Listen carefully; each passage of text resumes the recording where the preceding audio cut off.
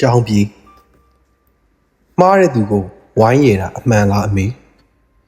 ဒါဆိုသားစာတင်ခိုင်းထဲမှာမပြောတော့ဘူးပထမစုရသူအတွက်ကျွန်တော်တို့လက်ခုပ်ဝိုင်းတီးပေးခဲ့တာပဲကျွန်တော်တို့လဲကြတော့ဘယ်သူမှမစွဲမထူချင်ကြဘူးတော်ပြီအမေမြန်မာပြည်မြေပုံလဲလှအောင်မစွဲချင်တော့ဘူးကျောင်းအုပ်တိုင်းကိုကြော်ဖို့ဘယ်သူဟာမြေကြီးပေါ်အုပ်ခဲသုံးလုံးခုထားပေးပါတလဲဒုက္ခနဲ့တကယ်ကြုံဘူးသူတွေသာလောကကိုအပေါက်ဖောက်ပြီးတက်တာပါလားအမေရွာဦးကစူတောင်းပြစ်ဖျားကိုဦးချအရှင်ဖျား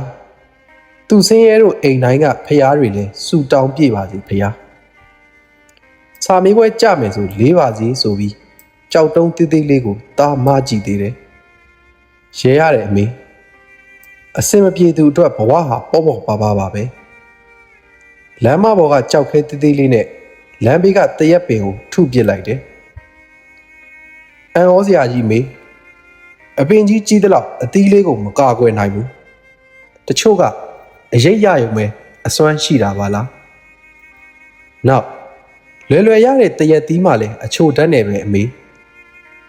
စီးနေတဲ့မြစ်ထဲကိုပြစ်ချလိုက်တယ်အမြင့်ကပြုတ်ကြရတာတိတ်အရသာရှိတာပဲအမေဒါကိုဘာလို့လောကမှာခုံချသူထက်တွန်းချတဲ့သူများနေရတာလဲ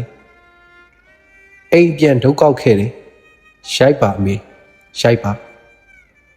ပထမရနိုင်တဲ့ညံမျိုးမရှိပေမဲ့ခိုးချပြီးမှန်ရတာထက်စားရင်တော့ကျွန်တော်ရဲရဲဝုန်းဝုန်းမှားပစ်ခဲ့မိတယ်အမေမသိဘူးနော်တချို့တင်ချာတွေကဆရာမအိမ်မှာတွမ်းမှမှန်တာအမေရဲ့ PK ကျောင်းဆောင်ကြီး